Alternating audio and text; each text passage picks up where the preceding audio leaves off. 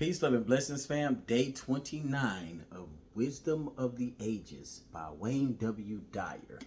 If you've missed the previous recordings, you can go and check them out on YouTube at Loyalty Life, spelled Lyfe, Legacy LLC.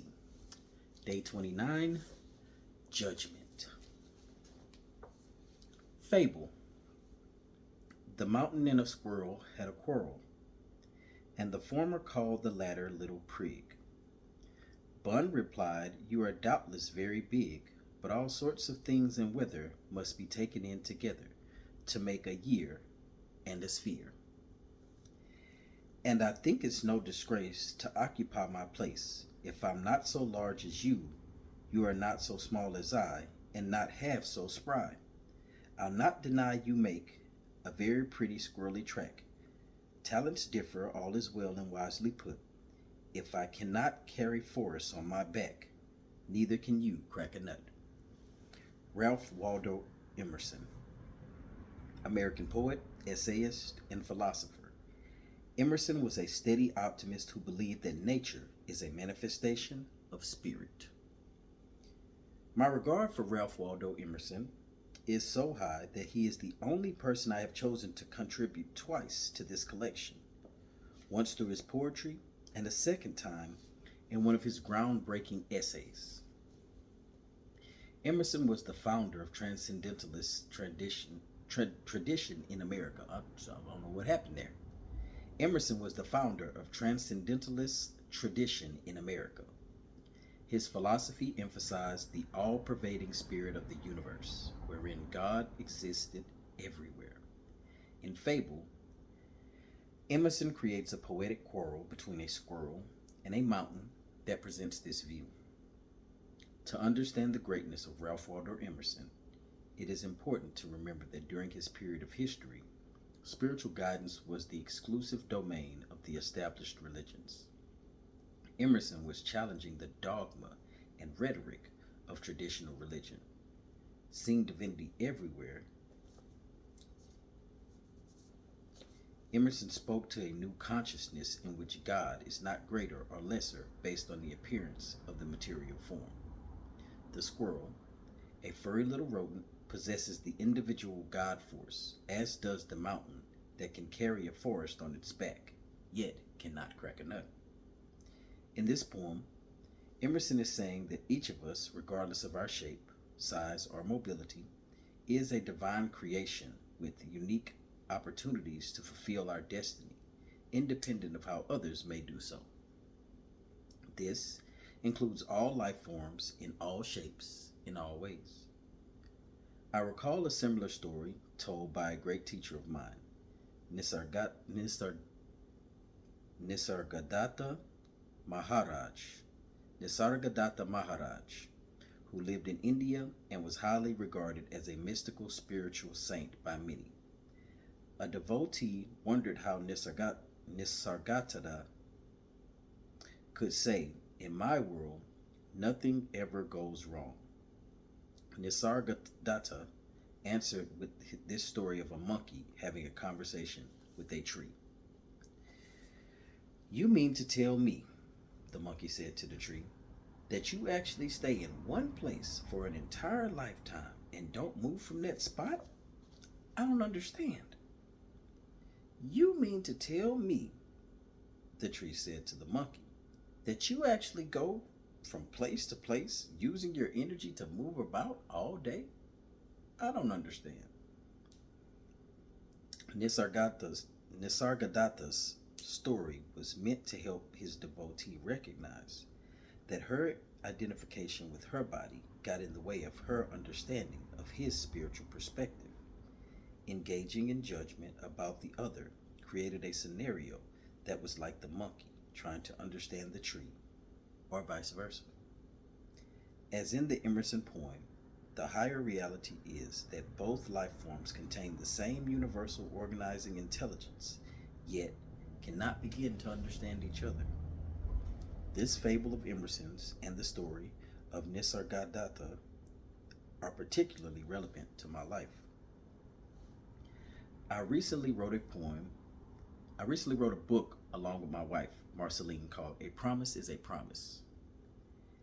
It is the true story of a mother who has cared for her comatose daughter for over 28 years, feeding her every 2 hours around the clock, turning her, giving her insulin every 4 hours, raising the money to pay all expenses, and sleeping in a chair every night next to her daughter's side.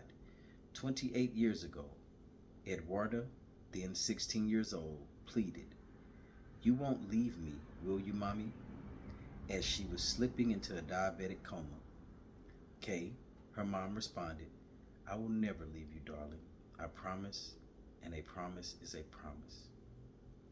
In the ensuing 28 years, Eduarda Obara had moved from a stage 1 coma where she was catatonic and had to have her eyes taped shut to stage 9 where she appears to recognize voices, smiles, and cries when saddened. She voluntarily closes her eyes and sometimes appears to react to stimuli in the room. But the most amazing part of this story concerns the effect that Eduarda has on those who have visited her. Some claim to have experienced miraculous healings, and everyone feels the unconditional love Eduarda radiates from her immobile body. I myself, along with my wife, have felt a deep sense of compassion and love because of our association with Kay and Eduarda. I feel blessed to have had the opportunity to use my gifts for writing and speaking to tell this incredible story of love and compassion, and to contribute the proceeds towards reducing their massive debts. I have been able to disempower my ego's self-importance and serve at a more giving spiritual level because of Kay and Eduarda. Even though Eduarda does not move about, remains essentially immobile, and has been labeled handicapped by the rest of the world, even though she never speaks and needs continuous care, I know that she is doing her work. And who knows, maybe she is reaching more people through me and my writing and speaking than she ever could were she awake. Maybe she is able to help create miracles in others because she has left her body and is limitless. Who's to say? Yet, this much I know, Eduarda Obara's life is as valuable as anyone else's on this planet. Life is not necessarily about moving around and talking. The life force that exists within her comatose body is the same life force that is in everybody and in every mountain, every squirrel, and every nut that the squirrel cracks. Eduarda's life has a mission, and she accomplishes it each day in her destined way. She teaches us to be compassionate, and she teaches us about unconditional love. She has provided me with an opportunity to see firsthand that all life has infinite value. I don't pretend to understand why this young girl has lived in this state, unattached to life support, for over a quarter of a century. But there are some things I'll never understand, and I like it that way. What I have learned through my association with the Obaras and in writing A Promise is a Promise is that I am like the monkey talking to the tree, or the squirrel conversing with the mountain. They both move about and chatter to the silent and stationary, whose immobility and mute silence are a different form of the same life force. Emerson's fable offers us a poetic insight into this life force that is everywhere. Being able to acknowledge that life force without judging oneself superior in any way because of differing physical traits is a great lesson to learn on the road to your spiritual growth. To put this important lesson to work in your life, 1. Refuse to make judgments about the importance or normal. Refuse to make judgments about the importance or value of others based on what you have come to assess as normal. See the unfolding of the divine creator of all and everyone and all life. Know that no one is superior in the invisible realm of the spirit, and that our outer shells all come in a variety of shapes, sizes, and conditions. 2. See the genius in everyone you encounter.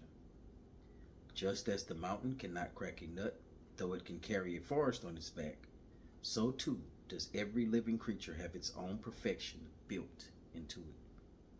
Make every effort to look for that perfection rather than being misled by appearances of the host container.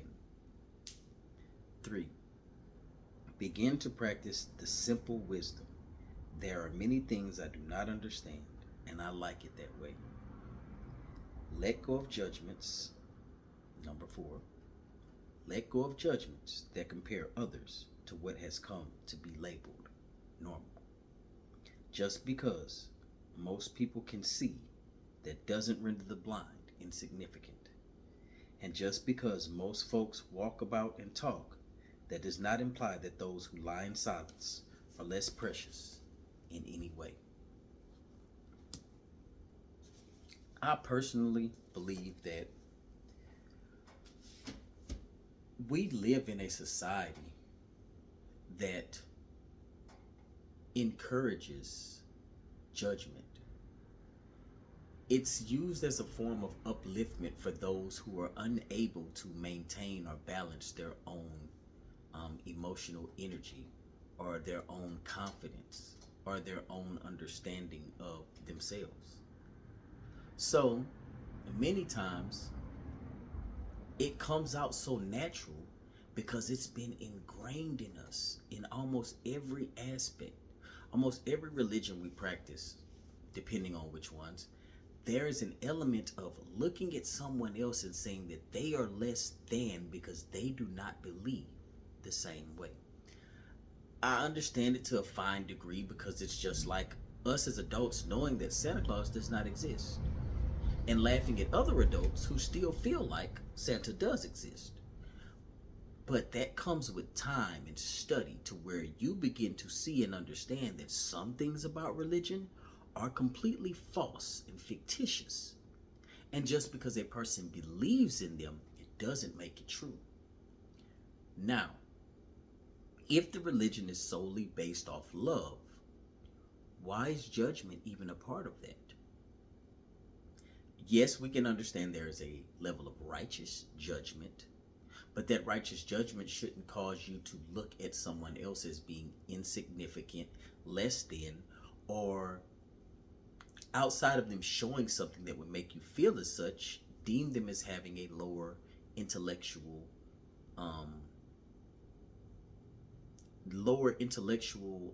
capacity.